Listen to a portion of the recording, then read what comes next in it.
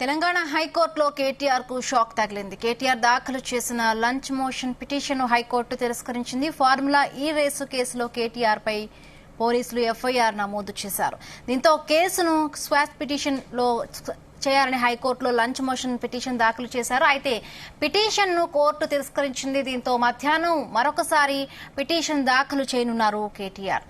కేటీఆర్ తరపు లాయర్లు తెలంగాణ హైకోర్టులో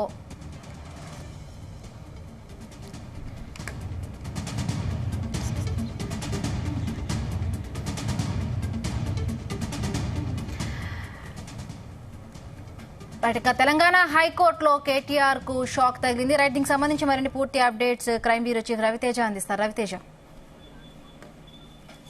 కేటీఆర్ తన పేరుని ఎఫ్ఐఆర్ లో నుంచి క్రాష్ చేయాలంటూ హైకోర్టుని అప్రోచ్ అవ్వడం జరిగింది. హైకోర్టులో ఈ రోజు లంచ్ మోషన్ కింద తన పిటిషన్ ని పరిగణలోకి తీసుకోవాలంటూ కూడా కోర్టు దృష్టికి తీసుకెళ్లడంతో కోర్టు దాన్ని నిరాకరించింది. లంచ్ మోషన్ తీసుకోవడానికి వీల్లేదు అంటూ మాత్రం కోర్టు కేటీఆర్ తరఫున న్యాయవాది వేసినటువంటి పిటిషన్ ని తిరస్కరించినట్టు తెలుస్తుంది. ఇమ్మీడియట్ గా సింగిల్ బెంచ్ ఇచ్చినటువంటి సింగిల్ బెంచ్ లంచ్ మోషన్ నిరాకరించడంతో చీఫ్ జస్టిస్ బెంచ్ లో టీఆర్ఎస్ లీగల్ టీం మెన్షన్ చేసినట్టుగా తెలుస్తోంది. కేటీఆర్ లంచ్ మోషన్ పిటిషన్ ను అనుమతించాలంటూ కూడా చీఫ్ జస్టిస్ బెంచ్ ని న్యాయవాది గండ్రా మోహన్ రావు రిక్వెస్ట్ చేసినట్టుగా తెలుస్తుంది. హైకోర్టు రిజిస్ట్రార్ ని అడిగి నిర్ణయం తీసుకోవాలంటూ మాత్రం కోర్టు ఈ అభిప్రాయాన్ని వ్యక్తం చేసినట్టుగా తెలుస్తుంది.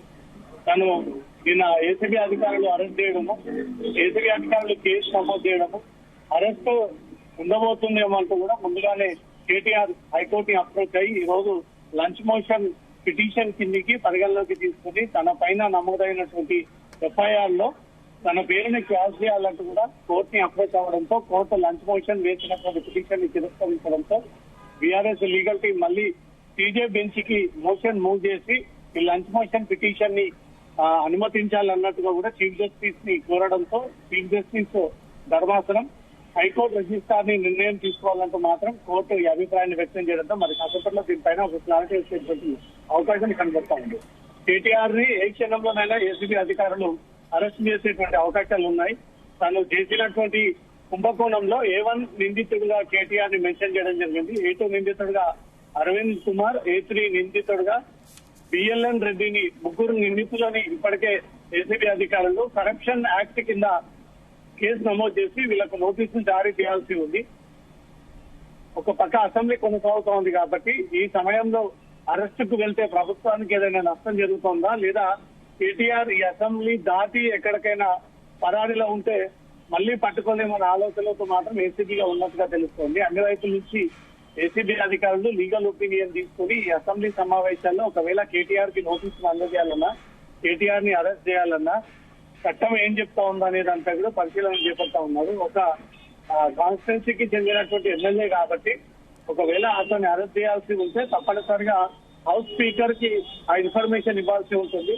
ఇచ్చిన తర్వాతనే నోటీసుల అంశం నుండి లేదా అరెస్ట్ చేయాల్సినటువంటి అవకాశం ఉంటుంది. ఇవన్నీ ఏసీబీ అధికారులు చూసి తప్పకుండా ఇవన్నీ కూడా పాటిస్తా ఉన్నారు. కేటీఆర్ దగ్గరికి నోటీసులు అందజేస్తే రాజ్యాంగబద్ధంగా స్పీకర్ నోటీసులు లేకుండా నోటీసులు అందజేయడం పట్ల మళ్లీ విధంగా సవాల్ నుంచి కోర్టుకు వెళ్లేటువంటి అవకాశాలు ఉన్నాయంటూ కూడా లీగల్ పరంగా ఏసీబీ అధికారులు ప్రొసీడ్ అయ్యేటువంటి అవకాశాలు కనపడతా ఉన్నాయి.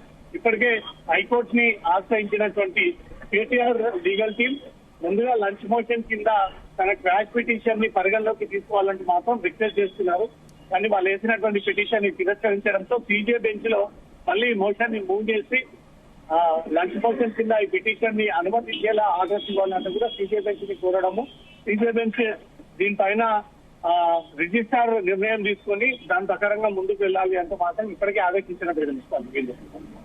రైట్, ఒకవేళ అంటే కేటీఆర్ అరెస్ట్ జరిగితే రాజకీయంగా అంటే ఎలాంటి పరిస్థితులు వచ్చే అవకాశం ఉంది రవితేజ? కేటీఆర్ ని మిగతా దర్యాప్తు సంస్థలు అయితే ఈజీగా 41 CRPC ఇచ్చినట్టు ఇచ్చి అరెస్ట్ చేసేటువంటి అవకాశం ఉంటుంది.